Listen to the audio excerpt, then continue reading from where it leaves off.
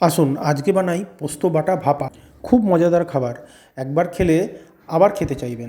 চলুন তাহলে কি কি ইনগ্রিডিয়েন্টস বা উপকরণ লাগে সেটা আমরা দেখে নিই। 4 চামচ পোস্ত, একটা অর্ধেক পেঁয়াজ, 2-3টে কাঁচা লঙ্কা, নুন, তেল এবং জল, আর 2টো রসুনের কোয়া। তাহলে প্রথমেই 4 চামচ পোস্ততে গরম জল ডুবিয়ে একটু পোস্তটা ভিজুক। ভিজলে পোস্তটা নরম হয়ে আসবে, তখন গ্রাইন্ডিং সুবিধা হবে। ততক্ষণে অর্ধেক সাইজের একটা ছোট পেঁয়াজকে ছোট ছোট করে, যত ছোট পারা যায় তত ছোট পিস করে কেটে নিন। এই রান্নাটা কিন্তু আমরা ভাপা করব, একদম কাঁচা পোস্তটা খাবো না। নিন, পেঁয়াজ কাটা হয়ে গেছে। এবার একটা কাঁচা লঙ্কাকেও ছোট ছোট পিস করে কেটে নিন। আরও একটা কাঁচা লঙ্কাকে 3 পিস করে কেটে রাখলাম। বেশি ঝাল খেতে হলে আরও একটা কাঁচা লঙ্কা অ্যাড করতে পারেন। পোস্ত যদিও গ্রীষ্মকালের খাবার, শরীরকে বেশ ঠান্ডা রাখে, কিন্তু শীতকালেও গরম ভাতের সঙ্গে মন্দ লাগে না, দারুণ লাগে। সবজির সঙ্গে পোস্ত রান্না করা এক জিনিস, কিন্তু কাঁচা পোস্ত বাটার মজাই আলাদা।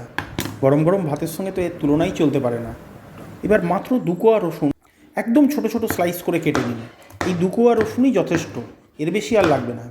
এখনও পর্যন্ত কেউ এই রান্নাতে রসুন ট্রাই করেনি, আমি প্রথম এইটা ট্রাই করে দেখছি। রসুনের তো একটা ঝাঁঝ থাকে, পোস্তর ঝাঁঝ মিলিয়ে দুটোতে মিলেমিশে একাকার দারুণ মজাদার খাবার। নিন, উপকরণ রেডি হয়ে গেছে। এবার একটা গ্রাইন্ডিং জারে পোস্তর বাটাটা ঢেলে দিন। সরি, কাঁচা পোস্তটা, কিন্তু বাটাটা এখনো হয়নি। এবার আমি গ্রাইন্ড করব।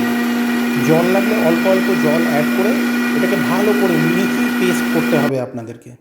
এবার ওই 3 টুকরো করা কাঁচা লঙ্কাটা যেটা রেখেছিলাম সেটাও দিয়ে দিলাম।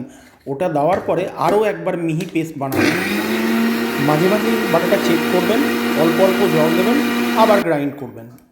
স্মুথ একটা পেস্ট কিন্তু হয়ে গেছে, কনসিস্টেন্সিটা দেখে নিন একবার। এবার একটা স্টিলের টিফিন বক্সে বাটা পোস্তটাকে ঢেলে দিন। কাঁচা পোস্ত খেতে অনেকেরই সমস্যা হয়, তাই আমরা স্টিমড বা ভাপা প্রসেসটাই এখানে অবলম্বন করব। এতে দিয়ে দিন স্বাদ অনুসারে নুন, আর 1 টিস্পুন সর্ষের তেল। সর্ষের তেলটা দেওয়া কিন্তু মাস্ট। এবার ছোট স্লাইস করে রাখা পেঁয়াজগুলো ছেড়ে দিন, কাঁচা লঙ্কা কুচিগুলোকে দিয়ে দিন, আর ওই যে 2টো রসুন কোয়া কেটে রেখেছিলাম ওটাকেও দিয়ে ভালো করে মিক্স করুন। খুব ভালো করে মিক্স করতে হবে কিন্তু, যেন পুরো পেস্টটা একটা স্মুথ জিনিস দাঁড়ায়। এবার পোস্তর বাটি ধোয়া জলটাও এর মধ্যেখানে দিয়ে দিন। সব কিছু ভালো করে মিক্সিং হয়ে গেলে উপরে দিয়ে দিন 1/2 চা চামচ কাঁচা তেল। এবার ঢাকনাটা লাগিয়ে নিন। একটা সসপ্যান গ্যাসে বসান, তার মধ্যে বাটিটাকে সাবধানে বসিয়ে বাটির অর্ধেক পরিমাণ জল দিন। বেশি জল দেবেন না, তাতে বাটির মধ্যে জল ঢুকে যাওয়ার আশঙ্কা থাকে। উপরে একটা ভারী কিছু চাপা দিয়ে এটাকে এবার ঢেকে দিয়ে স্টিমড হতে দিন। 5 মিনিট স্টিম করে নিন। তারপর 10 মিনিট চুলা বন্ধ করে, গ্যাস বন্ধ করে এটাকে আরও প্রসেস হতে দিন।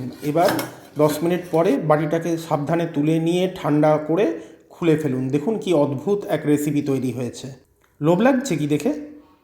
আমার তো খুবই লোভ লাগছে।